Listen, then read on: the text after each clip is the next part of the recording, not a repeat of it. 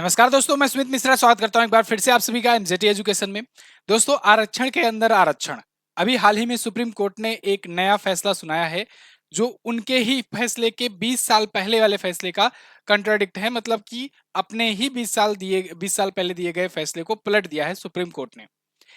इस फैसले में क्या कहा गया है, इसको हम लोग बहुत ही आसान भाषा में आज की इस वीडियो में समझेंगे सबसे कम समय में। एससी एसटी में होता क्या है दोस्तों, कि सभी प्रकार के एससी एसटी के जो भी कैंडिडेट होते हैं उनको एक ही समान का आरक्षण मिलता था अभी तक। लेकिन इस फैसले के बाद से अब एससी एसटी में भी राज्य सरकारें उसमें अलग से सब कैटेगरी बना पाएंगी, यानी कि इसका उपवर्गीकरण कर पाएंगी। यानी अब इसमें भी क्रीमी लेयर वाला प्रावधान आ गया है। तो अब इससे क्या कुछ नियम बदल जाने वाले हैं, किसको फायदा होगा राजनीतिक तौर पर, किसको नहीं फायदा होगा, किन कैंडिडेट्स को फायदा होगा एससी एसटी में, किसको नहीं होगा, इसको हम लोग आज की इस वीडियो में देखने वाले हैं। तो चलिए वीडियो को शुरुआत करते हैं। यहाँ पर आप आर्टिकल देख पाओगे, supreme court gives landmark verdict on SC ST quota. SC ST पर आरक्षण जो मिला करता था अभी तक, अब एससी एसटी के कोटा के अंतर्गत सब कोटा बनाया जा सकेगा, यानी आरक्षण के अंदर आरक्षण बनाया जा सकेगा। आपको अगर पता हो, अगर आप किसी एग्जाम की तैयारी करते होगे या जॉब वगैरह में देखते होगे, तो उसमें ओबीसी का आप सुने होगे, क्रीमी लेयर और नॉन क्रीमी लेयर। अभी हाल ही में पूजा खेड़कर वाला मामला आया था, उसमें भी आपने देखा था क्रीमी लेयर का मामला बहुत उठा था, चर्चे में आया था। तो देखिए, क्रीमी लेयर ये वाला प्रावधान ओबीसी में अभी तक था, अब एससी एसटी में भी लाने की बात की गई है इस वर्डिक्ट के अनुसार। क्रीमी लेयर क्या होता है, नॉन क्रीमी लेयर क्या होता है, पहले इसको ही समझ लो, तब आगे बढ़ते हैं, तब आपको अच्छे से समझ में आएगा। देखिए, पूजा खेड़कर वाले मामले में यह हुआ था कि इनके पिताजी आईएएस, इनके नाना जी आईएएस, इनके रिश्तेदार में बहुत सारे सब बड़े बड़े पद पर थे। उसके बाद इनके नाम खुद 40 करोड़ की संपत्ति, और इनकी जो वार्षिक जो इनकम होती थी वो 45 लाख के आसपास में हुआ करती थी। इनके पिताजी के पास 40 करोड़ की संपत्ति थी, चुनाव भी लड़े थे। इतनी सब संपत्तियां होने के बावजूद इन्होंने ओबीसी आरक्षण का कोटा लेकर के आईएएस का पद ग्रहण किया था। आईएएस की परीक्षा, यूपीएससी की परीक्षा पास करी थी। इनके पास दो टाइप के आरक्षण थे, एक तो ये हैंडीकैप्ड का लगाई थी सर्टिफिकेट, और एक ओबीसी कोटा का।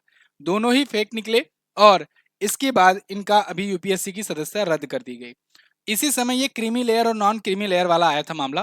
देखिए, क्रीमी लेयर एक्चुअली में होता क्या है, ओबीसी वर्ग में ये 27% का जो आरक्षण देने का प्रावधान किया गया है, इसमें यह भी कहा गया है कि ये 27% का ओबीसी कैंडिडेट यानी अदर बैकवर्ड कैटेगरी को कैंडिडेट को तभी आरक्षण मिलेगा जब उनकी वार्षिक आय 8 लाख से कम हो। ठीक है ना, तो वो होंगे नॉन क्रीमी लेयर, और उन्हीं नॉन क्रीमी लेयर को ही आरक्षण मिलेगा। जो इससे एबव वाली राशि वाले होंगे, जिनकी वार्षिक आय 8 लाख से ज्यादा होगी, तो उनको क्रीमी लेयर में रखा जाएगा और उनको आरक्षण का कोई फायदा नहीं मिलेगा, चाहे वो जॉब्स में हो या एग्जाम प्रिपरेशन या कहीं एडमिशन करने हो, मतलब जहां जहां आरक्षण लगता है वहां पर। तो ये क्रीमी लेयर और नॉन क्रीमी लेयर वाला चीज अभी तक ओबीसी में ही था। अब सुप्रीम कोर्ट ने क्या कहा है, अब सुप्रीम कोर्ट ने कहा है कि ये सिस्टम अब एससी में भी लाया जाएगा, एसटी में भी लाया जाएगा। एससी एसटी यानी कि शेड्यूल्ड कास्ट और शेड्यूल्ड ट्राइब में, अनुसूचित जातियां और अनुसूचित जनजातियों में। तो अभी हाल ही में जो वर्डिक्ट आया है उसमें जस्टिस डीवाई चंद्रचूड़ जी, जो कि भारत के मुख्य न्यायाधीश हैं, चीफ जस्टिस ऑफ इंडिया हैं, इनकी अध्यक्षता वाली 7 न्यायाधीश की बेंच ने यह फैसला सुनाया। यह फैसला 6-1 के बहुमत से सुनाया गया है, मतलब 7 न्यायाधीशों में 6 पक्ष में रहे, 1 विपक्ष में रहे। ठीक है, अभी इस पर भी हम लोग चर्चा करेंगे। तो इसमें यही कहा गया है कि राज्य सरकारें अनुसूचित जातियों और अनुसूचित जनजातियों के आगे उप वर्गीकरण की अनुमति दी जा सकती है, मतलब राज्य सरकारों को यह पावर दी गई है कि वो सब कैटेगरी बना सकती हैं आरक्षण में। जैसे मान लीजिए किसी राज्य में कितना भी आरक्षण मिलता है, मान लीजिए 10% आरक्षण मिलता है, तो 10% एससी को अगर मिल रहा है तो उस एससी में कई सारी जातियां होंगी। तो अगर राज्य सरकार चाहती है कि हमारे राज्य में ये फला जो जाति है, ये जाति बहुत ज्यादा दबी हुई है, अभी इसको उत्थान की जरूरत है, तो उस स्पेशल जाति को कुछ इनमें से, जैसे 10% पे मान लीजिए फॉर एग्जांपल 2% या 5% या फिर मान लीजिए 6% ये रिजर्व कर सकती है इसके लिए। बाकी के 4% में अदर सभी एससी कैंडिडेट्स होंगे। मतलब मिलेगा तो 10% ही एससी को सबको, लेकिन उनमें 10% में 6% स्पेशल तौर पर उन जातियों के लिए होगा फिक्स, जो वहां पर बहुत ज्यादा खराब पोजीशन में है। ये इस डिसीजन में कहा गया है। अभी आगे एक एक चीज करके हम लोग विस्तार से समझेंगे। पहले एक बात ध्यान रखिए, सुप्रीम कोर्ट ने अपने ही फैसले को पलटा है।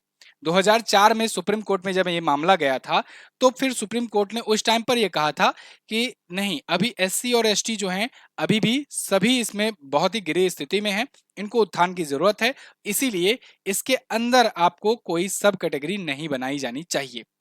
ये 2004 में डिसीजन आया था, ठीक है, सुप्रीम कोर्ट की 5 जजेस की बेंच ने सुनवाई की थी। अभी हाल फिलहाल में 20 साल पहले 2004 के ऐसे बहुत सारे तमाम जो पेटिशन दायर थे या डिसीजंस आए थे, उस पर रिव्यू करने की लगाई गई थी आख्या कि जो डिसीजन आए थे 2004 में उनको फिर से रिव्यू किया जाए आज के टर्म में, उसमें अगर कुछ सुधार हो सके तो सुप्रीम कोर्ट उस पर फैसला सुनाए। इसी में एक ये भी था, ये एससी एसटी वाला आरक्षण सब कैटेगरी का। तो इसको भी जब इस पर रिव्यू किया गया, तब इसमें देखा गया कि बहुत सारी कास्ट ऐसी होती हैं जो पीढ़ी दर पीढ़ी अपने आप का ही उत्थान कर रही होती हैं, जबकि उसी में अदर जो जातियां हैं या अदर जो परिवार हैं, फैमिलीज हैं, उनको उसका लाभ नहीं मिल पाता है जिनको जरूरत होती है। फॉर एग्जाम्पल आप ऐसे समझो, जैसे मान लीजिए किसी के घर में किसी के एक पर्सन है, कोई एससी कोटे का पर्सन है, उसके घर में मान लीजिए कोई एक सरकारी नौकरी पा गया, ठीक है, गवर्नमेंट जॉब पा गया। अब उसका उसकी लाइफ स्टाइल चेंज हो जाएगी, किसी बड़े पोस्ट पर अगर पा गया तो लाइफ स्टाइल चेंज होगी, अपने बच्चों को अच्छी शिक्षा देगा, बढ़िया पढ़ाएगा, तैयारी कराएगा, मौका देगा खूब अच्छे से। उसका बेटा भी मान लीजिए किसी सिविल सर्वेंट में, सिविल सर्विसेज में या फिर किसी चीज में अच्छे पोस्ट पर वो भी पा गया। अब धीरे धीरे उसका जो फैमिली स्ट्रक्चर होगा वो उसी लेवल का होता चला जाएगा, क्योंकि उसकी शादी भी जो होगी उसी लेवल में होगी। उसके आसपास मतलब फैमिलीज भी जो लोग धीरे धीरे बढ़ते जाएंगे, लेकिन हर एक कंडीशन में क्या होगा कि वो कितना ही वो ग्रो होते जाएं, लेकिन फिर भी वो आरक्षण लेते हैं, आरक्षण का पूरा पूरा फायदा उठाते हैं एससी एसटी में। ओबीसी में ऐसा नहीं होता, ओबीसी में क्रीमी लेयर और नॉन क्रीमी लेयर वाला मामला आ जाता है कि आप अगर क्रीमी लेयर में पहुंच गए तब आपको आरक्षण नहीं मिलेगा। लेकिन एससी एसटी में अभी भी था कि आरक्षण मिल रहा था लगातार। अब यहाँ पर तो मैंने आपको किसी एक फैमिली का उदाहरण दिया हुआ है कि कोई एक परिवार हो, लेकिन यहाँ पर सुप्रीम कोर्ट ने जो फैसला सुनाया है वो किसी एक जाति को लेकर है। जैसे एससी एसटी में भी बहुत सारी जातियां होती हैं, जैसे बहुत सारी टाइप की उसमें होती है, तो उसमें ये फैसला लिया गया है कि किसी एक जाति को अगर आपको लगता है कि हाँ ये भी अब डेवलपमेंट की राह पर है, इनको थोड़ा सा कम भी मिलेगा तो कोई दिक्कत नहीं है, जो बहुत ज्यादा दबी हुई हैं उनको उठाने की जरूरत है। और ये राज्य सरकारों को पावर दी गई है कि राज्य सरकारें अपने अपने राज्यों में जो भी डाटा है उसके आधार पर कर सकती हैं। यहाँ पर यह बात भी ध्यान रखने वाली बात है, ऐसा नहीं है कि कोई राज्य जो है वो अपने राजनीतिकरण की वजह से, जिसकी जनसंख्या ज्यादा है या फिर किसी भी प्रकार से वो कर दे। इन्होंने ये भी साफ तौर पर कहा है कि राज्य सरकारें मनमानी ढंग से नहीं कर सकती हैं, उनको पर्याप्त डाटा देना पड़ेगा, आंकड़े देने पड़ेंगे, क्या कारण है वो पर्याप्त बताना पड़ेगा, उसके बाद ही वो ऐसा आरक्षण का प्रावधान ला सकते हैं। खैर वो तो राजनीति है, उसमें तो वो लोग कहीं ना कहीं जुगाड़ निकाल लेते हैं। ये वो 7 जजेस थे जिनकी पीठ ने यह फैसला सुनाया है। अब 7 जजेस की बेंच में क्यों सुनाया गया? क्योंकि जैसा कि मैंने आपको बताया, 5 जजेस की बेंच ने 2004 में सुनाया था फैसला। तो जब भी कोई वर्डिक्ट पलटना होता है तो उससे ऊपर की बेंच में जाता है।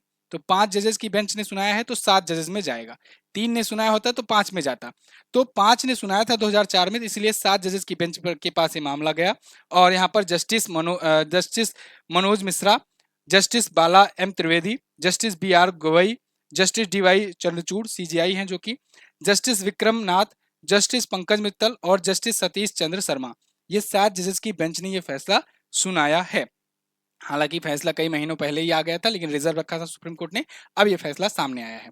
तो यहां पर यह कहा गया है कि उपवर्गीकरण की अनुमति 100% के लिए निर्धारित नहीं की जा सकती।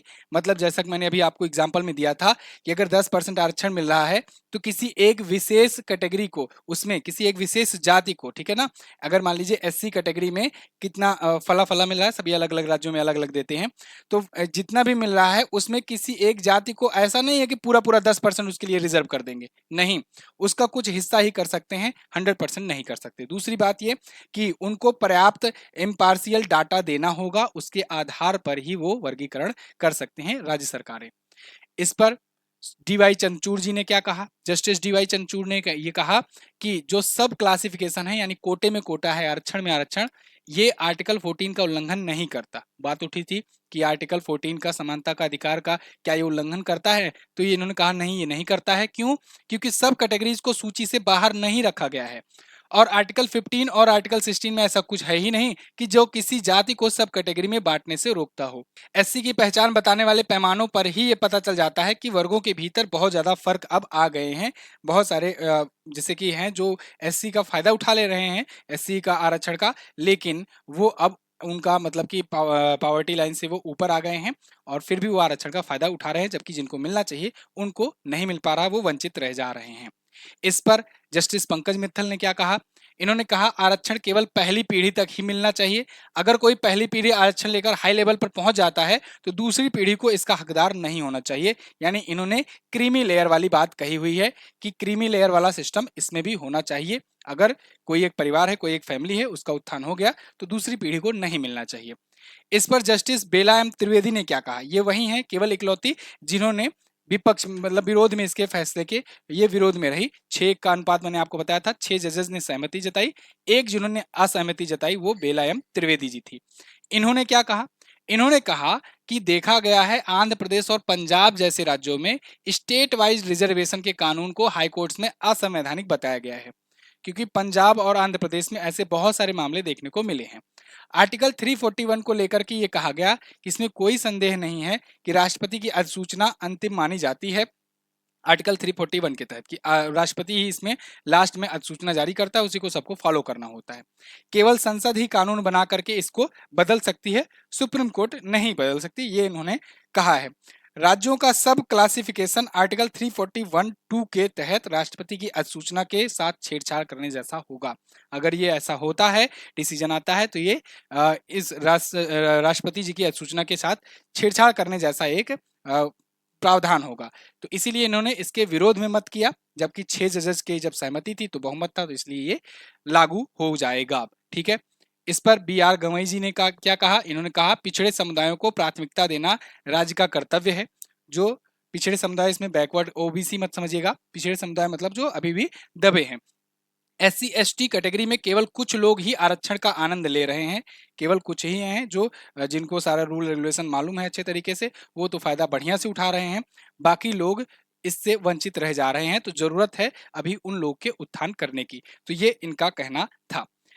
तो बहरहाल ये बातें मैंने आपको समझाई। जैसा आपने देखा ये भी फायदा उठाई थी अभी पूजा खेड़कर, हालांकि इस पर अभी डिसीजन आ गया है इन पर, तो अभी ये आईएएस की परीक्षा कभी नहीं दे पाएंगी, ना ही कोई भी परीक्षा दे पाएंगी ये, और इनकी नौकरी तो चली ही गई, यूपीएससी ने रद्द ही कर दी। तो फिलहाल अब इस मुद्दे पर आपकी क्या राय है? आपको ये डिसीजन कैसा लगा? कमेंट करके जरूर बताना। आपका जो भी ओपिनियन हो आप लोग खुले तौर पर कमेंट करके बताइए यहाँ पर। इसके अलावा अगर आप किसी एग्जाम की तैयारी कर रहे हो तो आप लोग के लिए हाफ ईयरली ई बुक आ गई है। एग्जाम्स आपके सब लगे हुए हैं, जनवरी से ये जून तक की ई बुक है, इसका आप फायदा उठा सकते हो। इसके अलावा मंथली करंट अफेयर तो अपनी आती ही है, साइंस की भी ई बुक आ गई है। जो लोग यूपी स्पेशल का एग्जाम देने जा रहे हैं उनके लिए उत्तर प्रदेश स्टैटिक और करंट अफेयर की भी ई बुक आ चुकी है। ये सभी ई बुक आपको इस नंबर पर व्हाट्सएप करने पर मिलेगी। इस नंबर पर व्हाट्सएप कीजिए। ई बुक पीडीएफ फॉर्मेट में होती है, प्रिंटेबल होती है, आप प्रिंट आउट निकलवा करके भी पढ़ सकते हो और व्हाट्सएप पर भेज दी जाती है, तो आप वहां से भी पढ़ सकते हो। इस नंबर पर व्हाट्सएप कीजिए, वहीं पर क्यूआर कोड भेजा जाएगा, उसी पर पेमेंट करने के बाद आपको ई बुक दे दी जाएगी। ऐसी और अपडेट के लिए चैनल को सब्सक्राइब कीजिए। मिलते हैं अगली वीडियो में, तब तक के लिए नमस्कार, जय हिंद, वंदे मातरम।